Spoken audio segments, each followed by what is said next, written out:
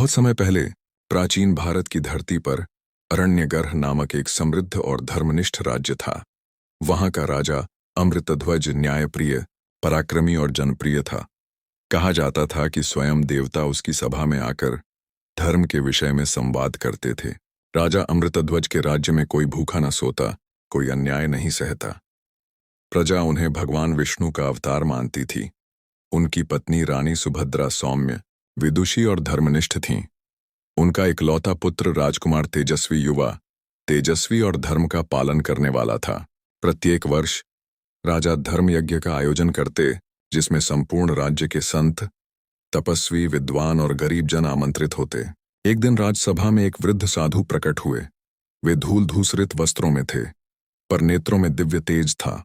उन्होंने राजा से कहा, राजन, तुम्हारा यश स्वर्ग तक गूंज रहा है, परंतु क्या तुम धर्म की अंतिम परीक्षा में सफल हो सकते हो? राजा ने विनम्रता से कहा, यदि वह धर्म है तो मैं प्राण देकर भी उसका पालन करूंगा। साधु ने मुस्कुराते हुए कहा, 3 दिन बाद मैं फिर आऊंगा और तुम्हें एक ऐसी स्थिति में डालूंगा जहां तुम्हारा धर्म और मोह टकराएंगे। तीसरे दिन नगर में कोहराम मच गया। एक गरीब किसान गोपाल अपनी रोती हुई पत्नी के साथ दरबार में पहुंचा। उसने कहा, राजन, किसी ने मेरे इकलौते पुत्र को मार डाला।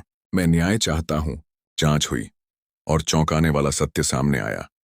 गोपाल के पुत्र की हत्या किसी और ने नहीं, बल्कि राजकुमार तेजस्वी ने क्रोध में की थी। रानी और मंत्रीगण दुविधा में पड़ गए। सबकी दृष्टि राजा पर थी। साधु ने प्रकट होकर कहा, राजन, अब तुम्हारी परीक्षा है। क्या तुम अपने पुत्र को दंड दोगे, जैसा कि किसी भी अन्य अपराधी को दिया जाता है, या मोहवश धर्म से विचलित हो जाओगे? सभा में मौन छा गया। राजा की आंखों में आंसू थे, पर स्वर अटल। आज मैं केवल एक पिता नहीं, एक धर्माधिपति भी हूं। यदि मैं अपने पुत्र को क्षमा करूं, तो भविष्य में कोई भी राजा न्याय नहीं दे सकेगा। इसीलिए मैं राजकुमार तेजस्वी को राज्य के कानून के अनुसार कारावास की सजा सुनाता हूं। राजकुमार ने सिर झुकाया और कहा, पिताश्री, आपने धर्म की रक्षा की है और मैं इस पर गर्व करता हूं। तभी साधु ने अपना असली रूप प्रकट किया। वे कोई और नहीं, महर्षि दत्तात्रेय थे। उन्होंने कहा, राजन, तुमने मोह और प्रेम के बीच धर्म को चुना। यही सच्चे राजा की पहचान है। तुम्हारे इस निर्णय से तुम्हारा यश चिरंजीवी होगा। तुम्हारा पुत्र निर्दोष है। यह एक माया थी जिसे मैंने रचा था। तुम्हारे कुल में धर्म की ज्योति सदा जलती रहेगी। उस दिन से अरण्यगर्भ राज्य को धर्मगर्भ कहा जाने लगा। राजा अमृतध्वज का नाम इतिहास में एक आदर्श धर्म राजा के रूप में अमर हो गया।